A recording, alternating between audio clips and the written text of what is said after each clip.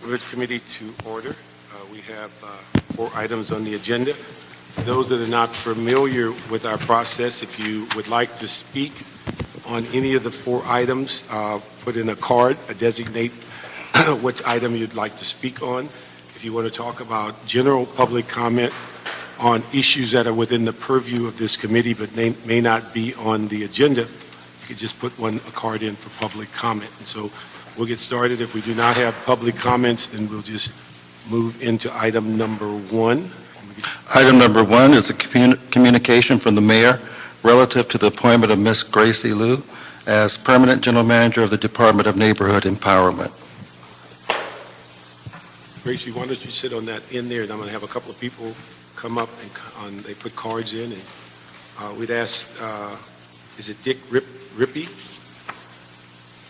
and Ida Calera?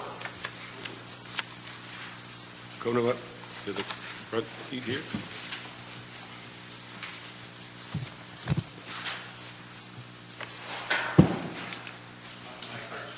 Pardon?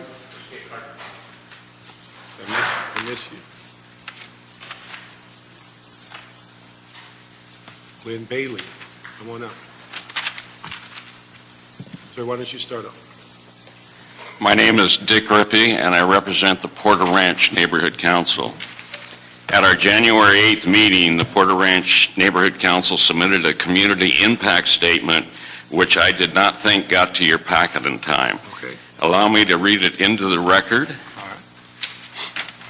Community impact statement dated January 8, 2013. The Porter Ranch Neighborhood Council would like to submit a community impact statement regarding Council File Number 12-1934 regarding the appointment of Ms. Gracie Liu to the permanent position of General Manager of the Department of Neighborhood Empowerment. Done. Ms. Gracie Liu has served in the interim position since August 2012. She has demonstrated her leadership skills in running one of the most successful neighborhood council elections in their history. Ms. Liu has also instituted improvements in the fiscal system and generally built a strong, positive relationship with the Porter Ranch Neighborhood Council. At the January meeting of the Porter Ranch Neighborhood Council, Ms. Gracie Liu's qualifications and accomplishments were discussed, and it was determined by a unanimous vote that Ms. Liu is completely qualified and should be appointed to the permanent general manager of Dunn, signed by our president, Paula Krashiam. And she is not only qualified, she's a problem solver, and most importantly, she is a people person and has really aided Porter Ranch and all neighboring neighborhood councils. Thank you. Thank you for taking the time. Ida? Good afternoon. My name is Ida Talala, and I'm from Echo Park. I don't think my comments will be taken kindly either by Ms. Liu or the mayor, but I really think during her period in which Ms. Gracie Liu served, both prior to her appointment and currently, our neighborhood council, our neighborhood, has not been served by Dunn. We have had a dead candidate and operated by Mr. Stephen Box in 2007. It's written up in the LA Weekly of March 2010. Also, strategic planning and executive policies and procedures oversees outreach. Our neighborhood council, the Greater Echo Park Alicia Neighborhood Council, has in 2 tenures, 4 years, been in non-compliance of filing their quarterly reports. They did not even get a smack on their fingers. They did not even get a visit from Dunn. And today, the new neighborhood council in this now are struggling to reconcile the records. The records are not reconciliation, they are construction. I also think that nothing has been done in outreach. There's no grievance, and stakeholders have numerous barriers to leap over in order to get to civic transparency and a democratic process. This does not speak well of Dunn, and it's disregard for compliance totally. Thank you. Good afternoon, Chairman Parks, Glenn Bailey. I wanted you to know that I've served on neighborhood council before there were neighborhood councils. Cindy Mizikowski created community councils in her district once she saw that charter had passed and that they would be coming. So I've actually served since 1999, 2000, before we were certified in 2002. And therefore, I have worked with every general manager in the history of the department. And I can say without qualification or reservation that Gracie Liu is the most people person, as was mentioned, the most knowledgeable, the most willing to work with diverse people and diverse points of views successfully. And I think that's evident by the fact that the Valley Alliance of Neighborhood Councils, which is comprised of 34 neighborhood councils in the Valley, has indicated their support for Gracie appointment as general manager. And the Los Angeles Neighborhood Council Coalition, which is citywide, although not all neighborhood councils participated, have also given their support for Gracie. The Congress of Neighborhoods session in September was supportive of Gracie.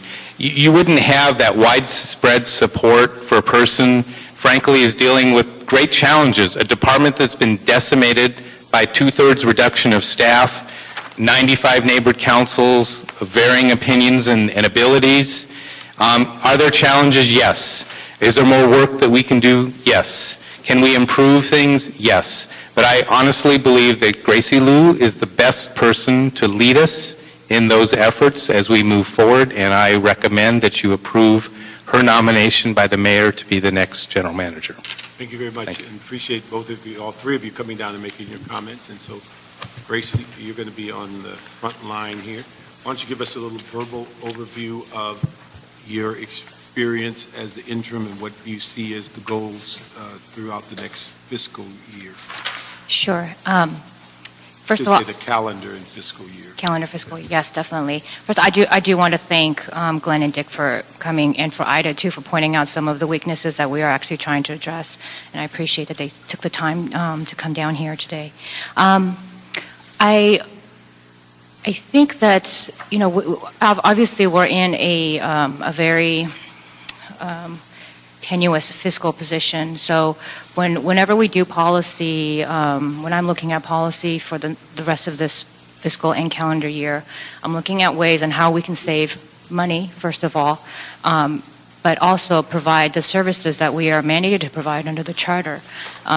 Luckily for the city, neighborhood councils have been really amazing in terms of stepping up when the department was cut by over 60% several years ago, and they have taken on a lot of the work, and I look for opportunities to partner with them because they're our best volunteers, our best workforce in that manner. And so we are looking at redoing the plan for a citywide system of neighborhood councils so that we can provide a better foundation for not only the department but also the neighborhood councils to do their work. We are looking at hopefully, I cross my fingers, by the end of this fiscal year having a newly completely revamped funding program that will allow neighborhood councils easy accessibility to their funds, cut down on the amount of work that the department has to do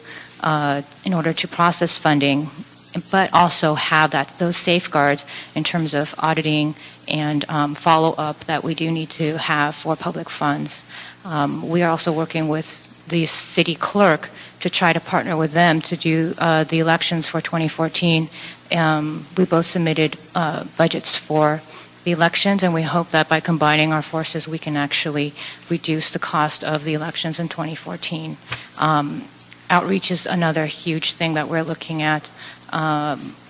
We're starting now in preparation for the 2014 elections. We want to increase not only the visibility of the neighbor councils within the city, in terms of the Angelinos, but also within our city family. And we are trying to find new ways to partner with other city departments so that, again, we can tap into the great neighborhood council board members that we have that can really help, I think, the city in this time of deficit. The two things, and I won't go into detail because we got several things you're going to give us a verbal report on, but a couple of things.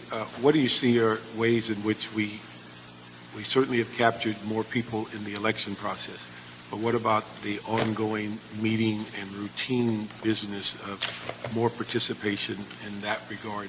Any ideas or thoughts of how we might encourage more people to take a very active participation on a routine basis? I think, as I mentioned before, just having some policies and procedures in place and updating the plan to allow neighborhood councils to actually work better, not necessarily harder, because sometimes some of the parts of the plan that are outdated kind of unfortunately becomes a barrier to neighborhood councils and makes their volunteer work focused on paperwork or policies that don't necessarily help them move their own work forward. So I think it's a combination of that, of providing the education about the city and city funds and how to run successful meetings, how to be great leaders.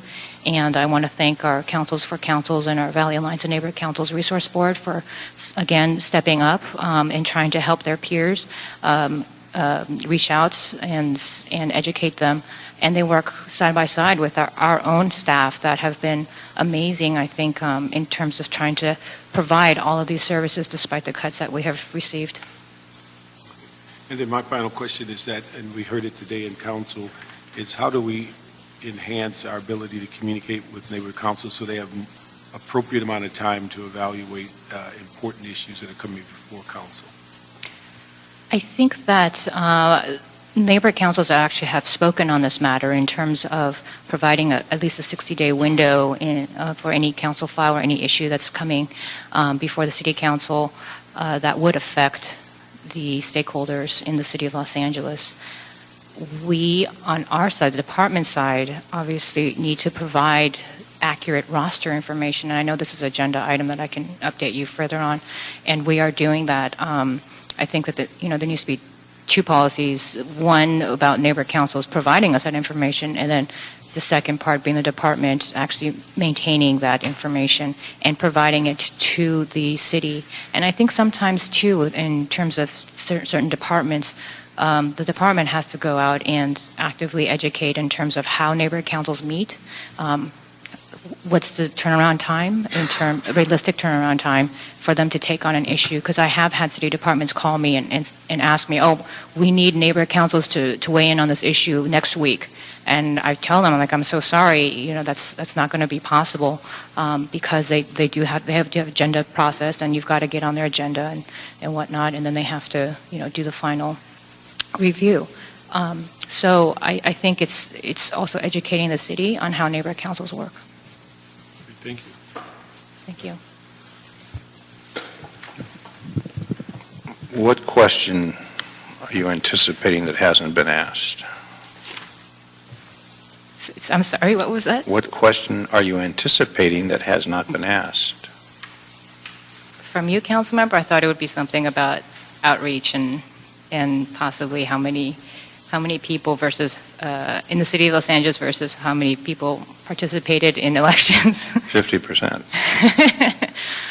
No, you've done a great job. I have been watching what's been happening to neighborhood councils and letters of support from neighborhood councils. Mr. Bailey, who I know over the many, many years when he was a youngster, participating in the political process. No, you obviously have taken, as they say, the bull by the horns and moved forward in a very aggressive fashion. We've had a lot of general managers in that department, and you obviously have the talents that have really demonstrated leadership and brought people together. And when you can get the neighborhood councils to say that they support your position as general manager, that really means a lot.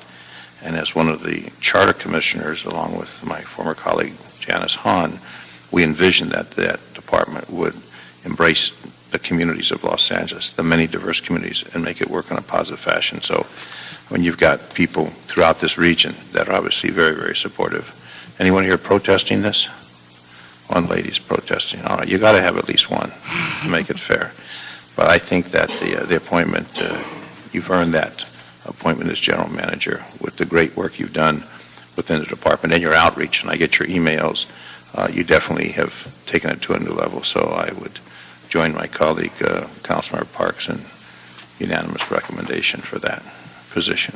Thank you so much, Councilmember, and I want to thank both Councilmember Parks and yourself, as well as, our city family, the city attorney's office, and obviously the mayor's office, CAO, CLA, Control. They've been amazing in terms of when I became interim. They really stepped up and came and helped me when I needed the help. And obviously, that counts for staff, our great staff, and the wonderful neighborhood councils, board members themselves. So I really appreciate this, and I think that this is a collaborative effort all around, and I look forward to continuing this. Excellent. Thank you. Do we have you. a date of when this will be to council? Yes, it will be in council on Friday, January the 18th.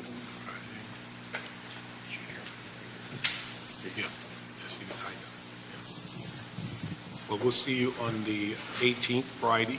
And congratulations, and I want to tell you, you have an outstanding resume. Oh, thank you, sir. You say my neighborhood will resume. Thank you, sir. Thank you, so we'll move that forward. Then item 2. Item number 2 is a verbal report from the Dunn General Manager relative to revamping all aspects of the current financial system for tracking, documenting, and reconciling neighborhood council expenditures, including encumbrances and invoice payments, and the proposed implementation of standardized requirements with which each neighborhood council must comply in order to receive its annual budget appropriation. Before you get started, let me ask Ida to come up on item 2.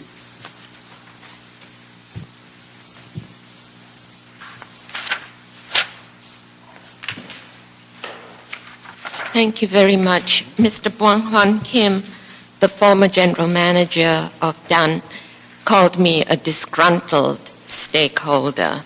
So I feel it's a step up to say one opposition. I really have heard year after year for 5 years Dunn revamping and redoing their fiscal information. As I had stated earlier, the Greater Echo Park Alicia Neighborhood Council has had twice its funds frozen for non-compliance. The first time was that they didn't send in their fiscal records for 6 fiscal records. Out of that, 45 receipts were lost out of 90, which is 50%. That was a reconciliation that was done without the board even looking at it, handed over to Dunn and accepted. Again, we are having reconciliation 3.5 months afterwards of an election. We are having reconciliation. Where was Dunn in all of this? Nowhere. The community has been abandoned. The setup and system is so poor that you can get away with anything. As somebody says, the only problem here is if you get caught. This is Neighborhood Council Bell City. It is unacceptable when it has not been thought through, when you have no responsibilities. You can do anything and walk out. That is unacceptable to community. This is not civic participation or civic responsibility. Dunn has failed us. Thank you, and I hope you take time to stay in the meeting because Gracie's going to give us an overview of the things she's worked on. I've heard it before, sir. Okay, all right. Your own request. Gracie, why don't you take us through number 2? You've given us some insight on what you've been doing in each meeting. We thought we'd keep this on the agenda to keep us updated. Yes, sure. I do want to again thank Ms. Talala for being here. She has pointed out some of the weaknesses of the funding program in the past, and we've done a lot to try to correct that. We've tried to, with regards to funding, it's to try to make everything as transparent as possible, to make neighborhood councils accountable for the funds, the public funds that they have received. Initially, when we looked at this, the department spends, in terms of the funding, spends most of its time either paying a bill or we're supposed to be auditing. So because it takes so much time to actually pay all the bills, pay the demand warrants out, we don't get to the auditing function. In fact, the one auditor that I have is helping to cut checks. So we have recently brought in from the controller's office a 120-day hire who is now catching up on all the auditing and identifying which neighborhood councils are now behind on their quarterly audits for their purchase cards. I would like to try to take away one of these. So either we just focus on payment and don't do auditing, or we audit and payment is being done some other manner. And we've looked into now impress checking accounts, and actually we're very lucky, and I want to thank Terry Sauer of the CAO's office for helping us bring back Barker Karsani, who is he left the city in 2001 as an AGM for CDD, is that correct?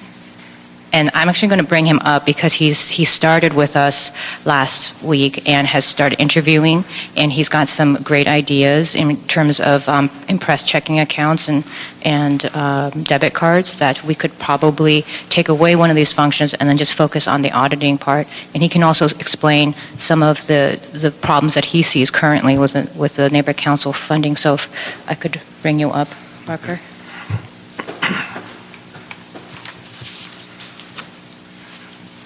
Good afternoon. Mr. Chairman, Why don't you give your name again so that... my name is Barker Khorasani. I'm a retired city employee. I used to be the Chief Financial Officer for Community Development Department. And after I retired, I still work in many departments, including the treasurer. We have major problem. I go in and try to help change the system, train the staff, and then leave. I'm retired. So today is my third day in Dunn. Before coming to Dunn, I don't even know what Dunn does. But now, in the third day, I already found things that, with my prior experience, Community Development Department, consequently, you all know, get federal funding, at least $200 million a year, and we have contracts with neighborhood nonprofit organizations doing all kind of work, job training, public service, and we have this system we have implemented, and I always believe in a system has to be easy. You don't want to have the other party do all the work, a lot of work, and they won't know what to do. And also, we have to have some control. And also, the third part is, I have a system we have audited. We will look at, assess how good these operations are going on. When they are good, we do not bother them. We trust them, we work. The bad one, we reprimand them, we train them, we correct them. When I came here, my third day, I found that two things. It's kind of exciting because we have problems from prior years carry into it, and this is the last year, which is great. If we can resolve that this year, past problems are all gone. Now, the new budget comes, there's no carryover, they'll be very soon. So I'm thinking of, I haven't talked to my general manager, a system where we will have, each neighborhood council will have given the money on time and report back on time without a lot of paperwork. And we will audit them depending on where we need. We'll ask for supporting. The workload will be cut down. We'll have better control over it. And then also, we are dealing with public funds. If we cannot handle it after some time, we'll have either audit findings coming in or press looking at it. I don't believe. I worked 30 years in CDD. I had handled billions of dollars. Not $1 was ever disallowed.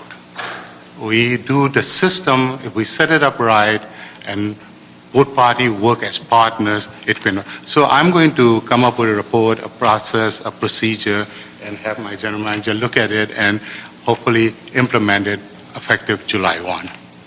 Let me ask you, when you mention the system, is that something that you are talking about, hardware, software, training? Training, yes, it will be a very simple system because remember, neighborhood council is not very sophisticated. They cannot afford, we won't have any system. We'll have very simple, you write your check, you make a record of it, send it to us, and then we'll look into it. And it will be, we will have our system, we'll train them, we'll have process. And basically, I have at this time, thinking of what I did 30 years in CDD. We have major programs, and we've been successful. When I first went to CDD, an invoice for youth services have 14 pages. By the time the nonprofit prepared the invoice and then we review it, it's already a month behind. I cut it down to 1 page. I said, I'll give you, tell me how much money you want, we'll give you. But we want to see all the reports at a later date, not tie into releasing the money. You see, so that process worked very well. You have to have some trust. On the other hand, you have to have a big stick. If they don't comply, we freeze their account, we cut it, we defund them. We have defunded a lot of nonprofit because of financial. So it's not a computer system. I'm not that great in computer to begin with, but it will be a very simple system. But I look at a transaction. In each neighborhood council, transaction is 5 to 10 transactions a month. It's not a lot of transactions. So to report that is not going to be difficult. Okay. Let me just, and again, I'm learning this process myself too, but what I would think is maybe the easiest, at least from my perception, is that it appears that Dunn has taken on too much responsibility of payments and a variety of things that should be decentralized out to the neighborhood councils. And that I would hope that we could have a system to where with checks and balances, because if you can pay your bills through Bank of America this way, I would assume we could set something up that has limits on how much they could spend in a month, and if they go over it, the computer doesn't allow them, that they pay their bills. But on the other hand, it gives then Dunn the chance to oversee, audit, assess what's going on. Because one of the things, and I think we probably have had a conversation with CDD in the past, CDD has done a great job of auditing the mechanics of the process. Where I think we've fallen short is the quality assessment. Is it doing what we intended to do? So there's sometimes you get an A+ on all the mechanics worked out, but then we don't pay a lot of attention of whether the intent of the program was successful. And we've seen that in youth programs and a lot of things to where we often didn't do both. And so I would hope we have not only the qualitative, which Dunn appears to be ready to accept, but on the mechanics of the paperwork and the flow and how that paperwork gets done and completed should fall on the shoulders of the neighborhood councils. And if they don't comply, then you have the stick to come back and say, you either don't get next month allocation or 2 months allocate, whatever, but you put it on their shoulders if they're going to spend the money, and they have to justify it with all the concerns that we have about using government money. So that's kind of what I would hope we could put together. Mr. Chairman, that's very correct. In CDD, the same thing. We have the financial people and we have the program administrator. So what we do is, as far as the quality of the work that goes on, the program people and financial people share the information. After the accountants pay the bill, they send it to a program. Would you look into it, whether these are in accordance to the programs that's supposed to be happening over there? They go there, they're always there.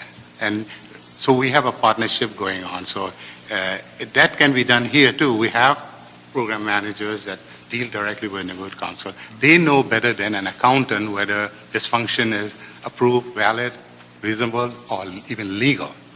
But I think the thing we have to be concerned with, in CDD, they had 300 people at one time. Here we're dealing with a couple of dozen. Definitely, that has to be kept in mind. And also, CDD has a lot more the requirement by the federal government. We have state, federals, many grants. So I believe in less work for everybody. just to mention, I won 3 productivity award 3 years in a row because I always cut to make things happen in a city. And I don't believe in a lot of paperwork, but that's what my idea, this is my 3rd day, and I will work with it. And then the other thing is maybe the actual work, maybe Dunn may not need to do it, maybe assign it to somebody else to do just the processing of the paper. There are many departments that can help do that work. Thank you. Thank you very much. Appreciate it. Why don't we hold this in committee and we'll get a report back? And Gracie, what do you think of another 30, 40 days or so? We can have something. I think probably definitely we'll have an update by then. I'm hoping the next couple of weeks we'll be able to actually investigate some of these impress checking accounts. Why don't we just hold it for another 30 days? Okay. We go to item 3. Item number 3 is a verbal report from the Dunn General Manager relative to the status of updating the roster of neighborhood councils on Dunn's website and email distribution list with current information on all neighborhood councils and the status of establishing individual email accounts for each neighborhood council. Before you get started, Gracie, Glenn Bailey on item 3.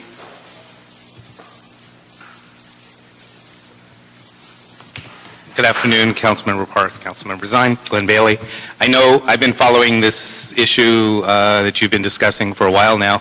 I just wanted to let you know that in the post-2012 elections and the new EmpowerLA.org website that's been established in conjunction with that I have had personal great success in getting the rosters corrected, updated, sometimes within minutes, sometimes within a few hours, because because the department has control over it, because I can submit and say, hey, this needs to be changed, added, corrected, whatever.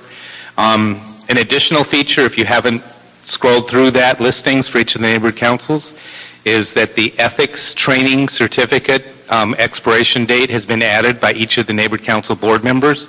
So everybody, the general public, can look for every board member in this city and see when does their ethics training expire and are they current on it. So it's a big plus. I want you to know that it's a big improvement that's happened during this past year, and it seems to be working really well for us to get those corrections made, to get things updated.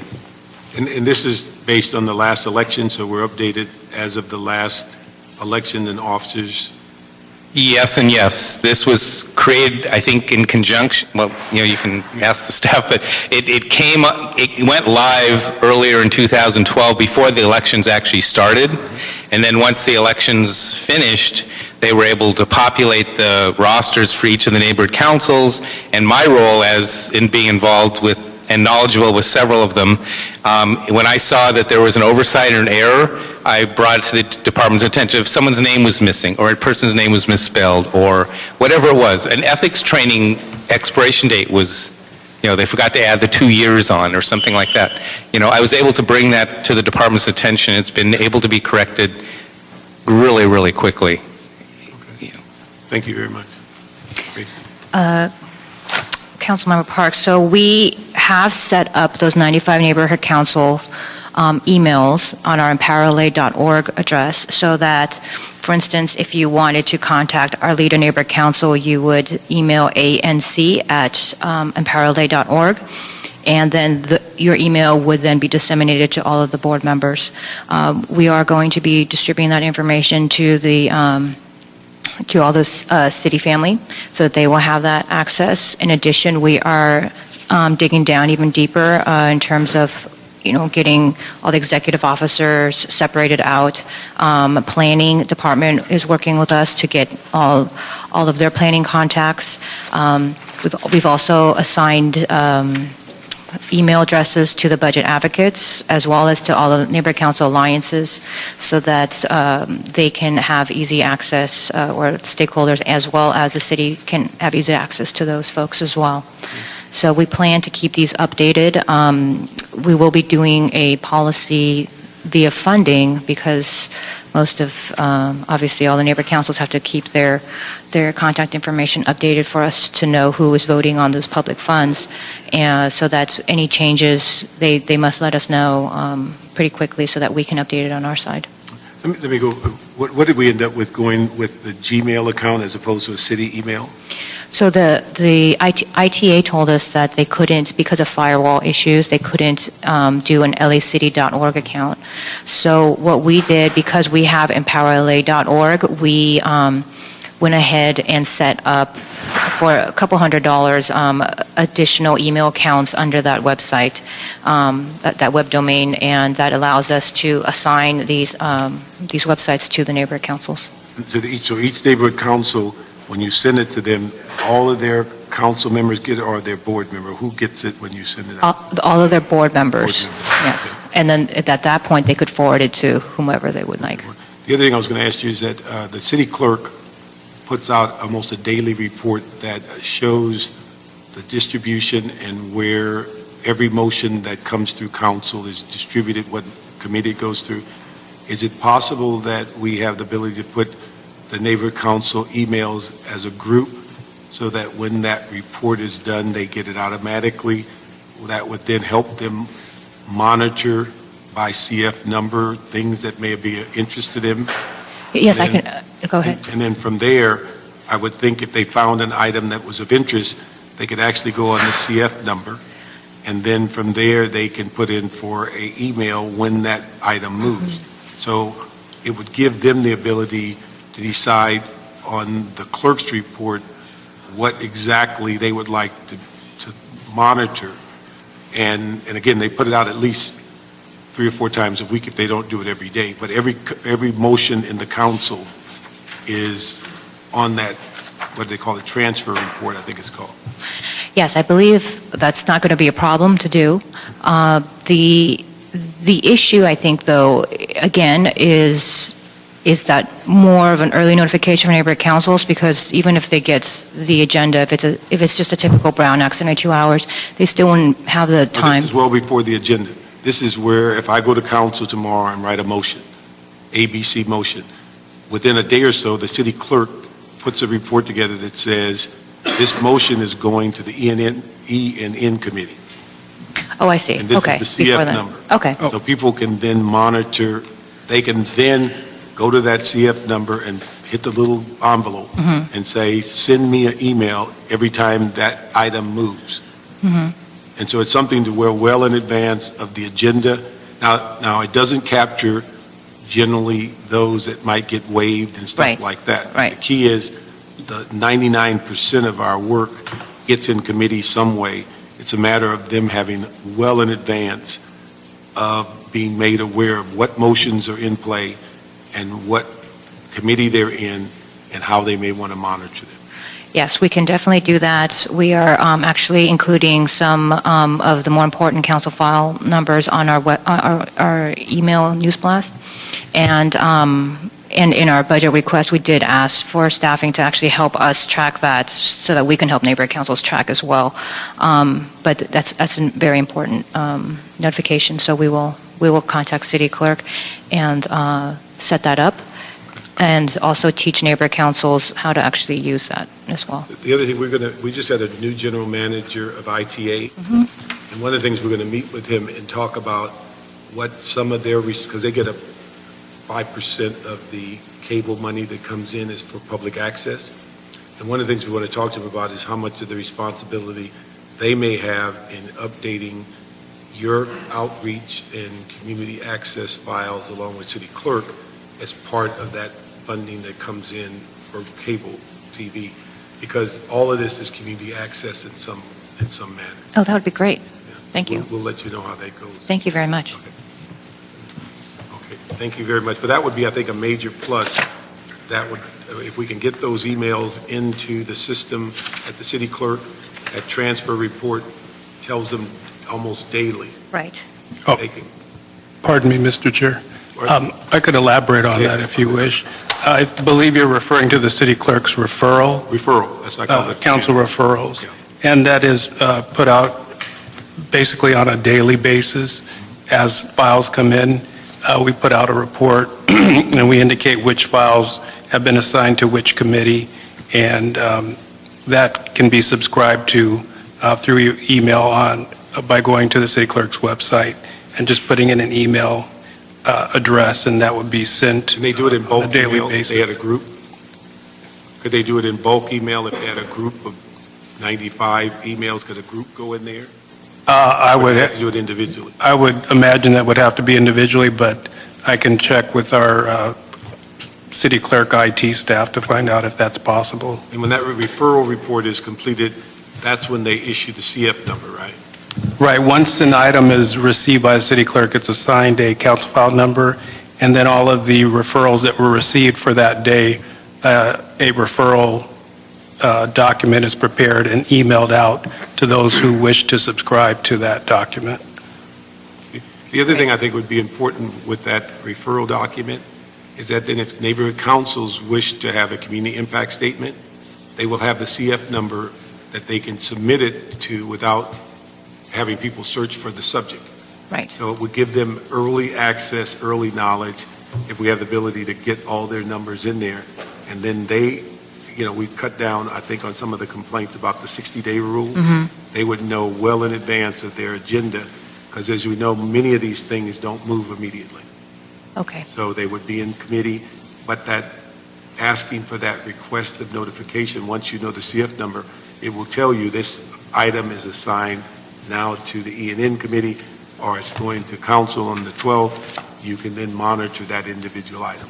Many of them, they may not have an interest in, but the major ones, I would think they would find a way to track them. Great. Additionally, as Councilmember Parks is saying, there is a mechanism in the actual council file management system whereby once you enter into the council file, you can subscribe to that specific council file for any updates as far as when a document is received for that council file, as far as when the item is scheduled for a committee meeting, or as far as when council acts on it.